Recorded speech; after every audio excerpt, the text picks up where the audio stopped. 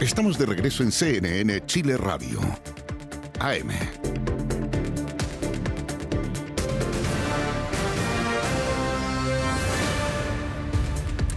Bueno, entremos en temas económicos de cara a las elecciones presidenciales del 16 de noviembre próximo. Para eso saludamos a Ignacio Briones, asesor económico del equipo programático de Evelyn Matei. Buenos días, Ignacio, ¿cómo está? Buenos días, Carolina. ¿Me escuchas bien? Perfectamente. A ver, hay harto tema sobre la mesa, sobre todo en asuntos previsionales, pero también laborales. Ayer hubo un seminario de ICARE donde no estuvo Janet Jara. Se reprochó por parte de los otros candidatos de la oposición su ausencia, dado que ella fue ministra del Trabajo. Y también está, podríamos decir, diferencia de opiniones entre dos súper respetados académicos de la Universidad Católica, que son David Bravo y Andrea Repeto, sobre cuán profunda es la crisis de trabajo que tenemos en nuestro país. David Bravo ha venido hablando de una emergencia laboral, una pandemia de desempleo, una crisis estructural en este sentido, pero Andrea Repeto ha dicho que el país no está en una crisis de empleo y también como dice que parece estar mezclando peras con manzanas, David Bravo. ¿Cuál es su postura, Ignacio, en este debate? A mí me parece obvio que para cualquiera de ese millón de personas, casi 1 millón de personas que están sin empleo, es decir, que tienen un ingreso cero, esto es una crisis.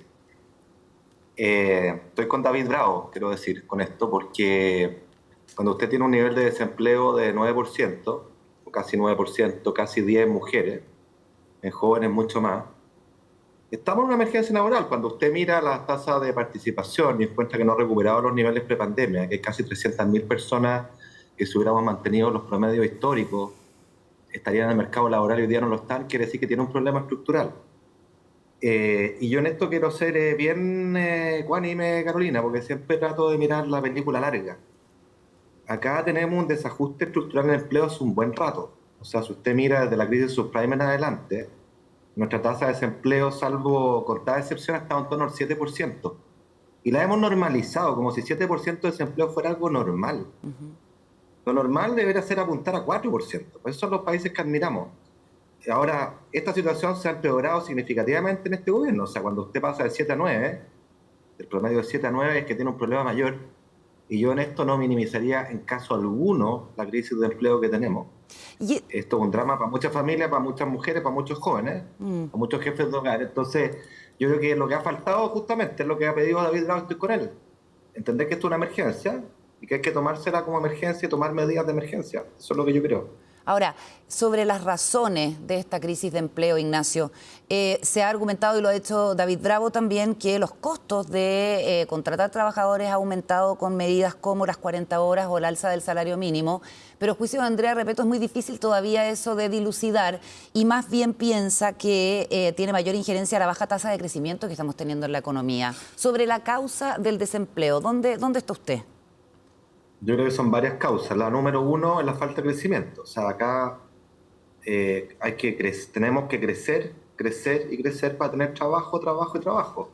O sea, creo que esa ecuación que algunos miraban con sospecha en el pasado es más cierta que nunca. Fundamental crecer para crear empleo, para crear pega. Eso se trata. O sea, crecimiento es un medio para un fin. El fin es que las personas tengan ingresos, tengan calidad de vida, tengan pega.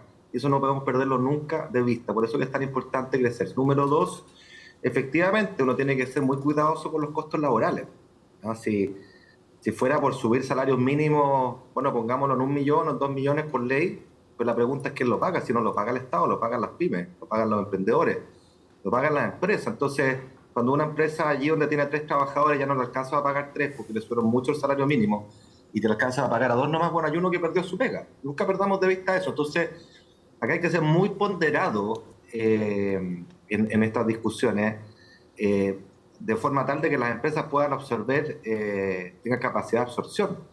Y lo último, Carolina, que yo vuelvo a mi pregunta más estructural, la serie larga. O sea, insisto, hemos normalizado tasas de desempleo de 7%, y eso no es normal. No es un desastre, como dijo el asesor de Jara, de la ex ministra Jara, ¿no? Pero 7 no es normal. Y entonces hay una causa más profunda. Yo creo que hay 2 cosas que tenemos que tener a la vista. Número uno, yo creo que tenemos un código laboral rígido en muchos aspectos, que está pensado para el paradigma del siglo XX y estamos en pleno siglo XXI. Acá necesitamos meter el concepto de adaptabilidad, pacto de adaptabilidad, en jornada, en funciones, para allá va el mundo, y esto no es en contra de los trabajadores, es en favor, porque los propios trabajadores requieren más flexibilidad, más adaptabilidad de horarios, de funciones, en fin, ¿no? Eso no Y redunda esto no es caso. necesariamente en más precariedad, en el fondo, dice usted. No, pues, no, por supuesto que no. Yo me acuerdo siempre, ¿se acuerda usted el ministro Velasco, Claro. el exministro Velasco, cuando habla de la flexiseguridad? No, pues. Entonces, el mundo corre en un sentido de adaptabilidad, estamos plegando al mundo y dar pisos de seguridad. Esa es la correcta ecuación. Y para eso tenemos que echarle algo que no nos atrevemos, que es la palabra adaptabilidad, pues. Porque algunos lo ven como precariedad, entonces se niegan al debate, ¿no? ¿Y qué sería Es un una tontería ejemplo porque de...? está afectando el empleo. Y lo otro, Carolina, último. O sea, yo creo que el avance tecnológico también está teniendo que ver con esto. O sea, nosotros lo vemos Con esta en la cifra. bomba de bencina, en los supermercados, y aquí la gran Claro. pregunta, lo dijo Evelyn Mayer ayer en ICARE, creo que fue la única que lo mencionó con fuerza, es la capacidad de reconversión, de reeducación, de capacitación de trabajadores a través de programas que sirvan y no estos programas inservibles que sabemos que muchas veces se aplican. Tiene que ver además con la base de la pirámide, que es la educación escolar, donde cuando usted tiene 1 de cada 5 chicos que no tienen las competencias básicas, las competencias adecuadas, ¿de qué estamos hablando en un mundo que vuela rajado? O sea, esto es una ecuación larga. Yo no me gusta centrarlo en una pura variable, pero sí reconocer, y creo que es justo hacerlo, y es fundamental hacerlo, que hoy día tenemos una crisis laboral, una emergencia laboral, y tenemos que tomar medidas urgentes porque acá hay mucho drama para cientos de miles de personas. Ignacio, estamos conversando con Ignacio Briones, asesor económico del equipo programático de Evelyn Matei. Estuvimos más temprano con uno de los miembros del equipo programático de José Antonio Kast, conversando acá con Ignacio Palma, que respecto de este chavo préstamo que ha sido tan polémico, ¿cierto?, que ha propuesto el candidato, refiriéndose a la reforma de pensiones hace poco aprobada, en ningún caso ellos dejarían sin esa plata extra a los pensionados, pero buscarían otros instrumentos. ¿Qué le parece este planteamiento que se está haciendo? Y la verdad es que el hecho de que no haya mucho detalle, porque el candidato no ha hablado específicamente sobre esta cuestión. Bueno, me parece varias cosas. Las ordeno. Hasta donde sabemos, lo que plantea la propuesta es reemplazar un préstamo, que hoy día es un bono con garantía estatal, eso es lo que quedó en la reforma previsional, por otro bono que en este caso sería estatal. O sea, un bono con garantía estatal por uno estatal, ¿ya? Ambos están en las cuentas individuales, son de propiedad del afiliado. Lo que está en la reforma previsional está en la cuenta individual, está su nombre, está en el custodiado en el depósito central de valores, es heredable, es todo. O sea, no es un vale por, es un bono, ¿ya? Entonces, es un bono para otro bono. Está a tasa de mercado, la reforma previsional, ellos también a tasa de mercado. Entonces, uno no entiende cuál es la ganancia desde el punto de vista, la ganancia central desde el punto de vista del afiliado. Y en cambio, lo que uno sí entiende son dos cosas. Número uno, que si esta era la objeción, esta objeción parece más bien cosmética. Usted comprenderá cuando cambia un bono estatal o con garantía estatal por otro bono estatal, ese es todo su cambio. Se sigue que no tiene objeciones respecto a todas las otras cosas más significativas de la reforma previsional. Y si eso es así, la pregunta que sigue, bueno, ¿y por qué se opusieron entonces? Porque la rechazaron con ahínco, recordará usted, ¿no es cierto? Claro. Una reforma que hizo dos cosas que yo emplazo que alguien me rebata lo que voy a decir. No solo validó, sino que expandió la capitalización individual y la administración privada de fondos, como celebró José Piñera. Y ellos se opusieron. Entonces, si yo hubiera sido gobierno, y yo creo que esto es clave, no hubiéramos tenido esta buena reforma previsional que expande la capitalización individual, la administración privada de fondos y que mejora pensiones. Entonces, eso también trasunta algo respecto a cuál es la aproximación a los debates medulares que tenemos en Chile, que pasan todos por el Congreso, que son todas reformas difíciles. Acá el principismo del no porque no es el 100% lo que yo quería, que parece que es lo que está acá, te deja una sola conclusión. En los extremos y en el principismo te quedas estancado donde mismo. Yo creo que esa es una cuestión que hay acá detrás que es importante señalizar también. Ahora, respecto de los beneficios sociales, ¿dónde está, podríamos decir, el sano límite para que estos se mantengan y también se cautelen las arcas fiscales, dada la situación de déficit que tenemos? Porque tanto la candidatura de Matei como la de Kast lo que proponen es una política bien agresiva de ahorro, ¿cierto? Con matices, evidentemente, con diferencias, pero ¿cómo se garantiza que las ayudas sociales se puedan seguir entregando? Voy a esos dos puntos. Primero, respecto a la reforma de pensiones, insisto en que si esta es la única objeción que ellos tenían, que es de cambiar un bono por otro bono estatal, hay que preguntarles por qué rechazaron la reforma.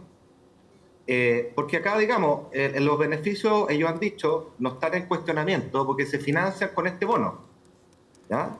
Y entonces acá no hay un problema de financiamiento. Pero la pregunta que uno debería hacerse, Carolina, es por este gustito, porque pareciera ser un cambio menor, ¿no es cierto?, por lo que hemos discutido.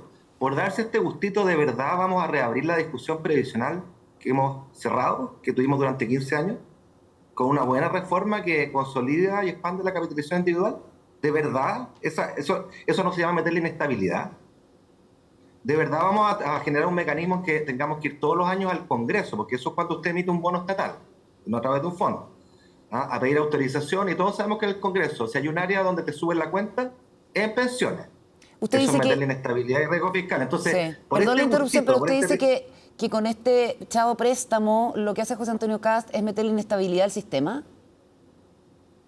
O sea, si ellos abrieran esa discusión el día de mañana por esto, obviamente que se mete inestabilidad porque se reabre una discusión que creíamos cerrada, y además el mecanismo propuesto usted lo obliga, como dijo Salvador Valdés, uno de los expertos mundiales en pensiones, que de bolchevique no tiene nada, recordaremos, ¿no? Que decía lo obvio, o sea, cuando usted tiene que ir al Congreso todos los años a pedir autorización de deuda para este bono estatal, ¿no es cierto?, para financiar esta prestación que no quiere dejar abandonada. Bueno, en el Congreso todos sabemos cómo se entra en esta materia, pero no cómo se sale, porque a usted le suben la cuenta, no, que suba la garantía, que ya no es 0,1F, subamos la 0,15. Eso es riesgo, pues. Entonces, no se comprende, digamos, este gustito por todos los costos que tiene y la inestabilidad que podría generar. Yo estoy seguro que los mercados afuera no lo verían con buenos ojos. Respecto al tema de lo que usted dijo de diferencias semánticas en recorte de gastos, no son nada semánticas, Carolina. Matices, dije Yo. Quiero explicar, pero está bien, por favor.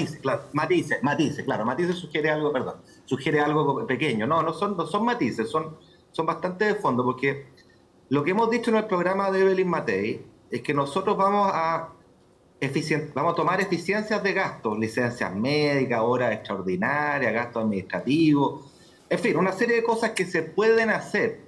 A mí como ministro de Hacienda me tocó hacerlas, así que sé cuáles son, que el propio Centro de Estudios Públicos ha dicho que se pueden hacer y que están en el orden de magnitud de los 2.000 millones de dólares al año, ¿ya? Eso es lo que estamos proponiendo nosotros. ¿Y qué hacemos con esa plata? Esa plata la redirigimos a prioridades que nos parecen más fundamentales. De otra manera, estamos cambiando mal gasto por buen gasto. Ese es el criterio, ¿ya? ¿Qué es lo que propone José Antonio Kast y su equipo económico? Ellos proponen un recorte de gasto de 8.000 millones. De eso estamos hablando. 8.000, de los cuales 2.000 los van a reasignar a otras prioridades, por lo tanto el recorte neto son 6.000, pero el esfuerzo fiscal son 8.000. En 18 meses. Es que tome lo anual, porque usted cuando hace ese recorte, ¿no es cierto?, lo hace para siempre. Esto es como en una empresa, si usted, por ejemplo, eliminara un empleo, un gerente, y lo elimina para siempre, bueno, tiene ese ahorro para siempre, ¿no es cierto? Claro. Esa es la idea. Entonces, para comparar peras con peras y ser súper simple, Matei 2.000, José Antonio Kast 8.000, es decir, 4 veces mayor. Y la pregunta que yo he hecho, hice en un debate esta semana, no he tenido respuesta, es que nos digan cómo lo van a hacer, porque eso por la vía administrativa no da, o sea, eso requiere ley, y que digan qué programas van a cortar, porque indudablemente eso implica meterse a programas, a cortar gastos en programas. Entonces nos dicen, no, es que vamos a eliminar todos los programas mal evaluados. Y cuando uno hace la pega, porque acá hay que hacer la pega, y se va a los números, uno encuentra que de los 700 programas que hay en Chile, sociales y no sociales, Carolina, 60%, unos 400 programas, tienen menos de 5 millones de dólares. ¿Ya? Candidatos ideales a cerrarlo, porque uno intuye que 5 millones de dólares, básicamente la plata se queda en sueldo y no llega a las personas que uno quiere beneficiar. Ya, si uno fuera mago y lo cierra, y es capaz además, magia, de despedir a todos los trabajadores de esos programas, ¿sabe cuánto se ahorra? 600 millones de dólares. Harto menos que los 8.000, ¿no es cierto? Entonces, cuando a mí me dicen 8.000, necesariamente hay que entrar a picar en programas mal evaluados grandes. Entonces, mi pregunta es, ¿vamos a tocar y vamos a cerrar la JUNJI, la JUNAEP, que son programas grandes mal evaluados? ¿Va a quitar beneficios en esas áreas? Entonces, explíquenos cómo se hace, porque si no, decir no cuesta nada. Lo importante es hacerlo con seriedad, con rigor y mostrando cuál es el camino. Los expertos, varios expertos de la plaza, hoy día la prensa dicen que no es factible un ajuste de esa dimensión. El propio Centro de Estudios Públicos, en su trabajo que presentaba hace poco, dice que un ajuste del torno a 1,7 puntos del PIB requiere ley, y que es complejo desde el punto de vista de la economía política, sobre la cual no se pronuncia, y resulta que el ajuste de Kast son más de 2 puntos del PIB. Entonces, Ahora, bueno, eso es. Usted son bien distintos. ¿Ah? Sí. Bernardo Fontaine se incorporó al equipo económico junto con Jorge Quiroz ahí de Kast. ¿Usted esperaría que él le diera esa respuesta? ¿Qué le parece la incorporación del economista al equipo de Kast? No, si a mí no me tienen que dar la respuesta a mí, si tienen que explicársela a los electores para que estén bien informados. Yo creo que eso es lo que caracteriza un debate serio, no, si no es a mí, si, porque yo más o menos sé yo sé la respuesta, si por algo lo estoy interpelando, o sea, no se puede, es lo que están planteando. No. Por eso que no me la tienen que dar a mí, a la ciudadanía. Está bien. Oiga, ¿y cómo ve los menos de 3 meses que quedan de cara al 16 de noviembre en una situación en que las encuestas siguen favoreciendo a José Antonio Kast y después a Janet Jara y bastante más abajo de Evelyn Matei, que no logra remontar con fuerza? Mire, yo lo veo completamente abierto. Si algo caracteriza la política en Chile y en varios países es lo líquido que es. Yo recuerdo, por ejemplo, la última elección en el Perú, que salieron los candidatos improbables, recientemente la elección en Bolivia. La propia elección pasada nuestra en Chile, José Antonio Kast iba muy abajo, dio la sorpresa en primera vuelta. Esto es súper líquido, súper volátil, y yo siento, Carolina, que aquí llegó el momento de las propuestas. Vienen los debates, hay que presentar las cosas que se van a hacer con seriedad, con credibilidad. Ya como que pasamos la fase del eslogan, de la pura frase que suena bien, que es pegajosa. Hay que entrar a la cancha, ¿ah? Y yo creo que en esa cancha la mejor jugadora es Evelyn Matei. Y le agrego un dato más, que yo sé que a veces es difícil de explicar, pero a mí me parece fundamental. Nosotros en Chile necesitamos cambios. Los chilenos saben que necesitamos cambios, seguridad, necesitamos volver a crecer para generar pega, pero también saben que eso no cae de Marte. O sea, no depende de la buena voluntad, la buena onda, que yo tengo el carácter, la actitud, y aprieto un botón y las cosas pasan. No. Todas esas cosas requieren reformas, y esas reformas pasan por el Congreso. Dependen de la gobernabilidad y dependen de la capacidad de que el líder tenga para lograr buenos acuerdos en el Congreso. Porque si no, nos quedamos en la pura boca. A este gobierno le pasó, ¿no es cierto? Llegó lleno de voluntarismo, que nosotros tenemos la buena voluntad, que los otros no tenían, y vamos a cambiar todo. Bueno, ¿cuánto les duró esa buena voluntad? No alcanza, el voluntarismo no sirve en el mundo real.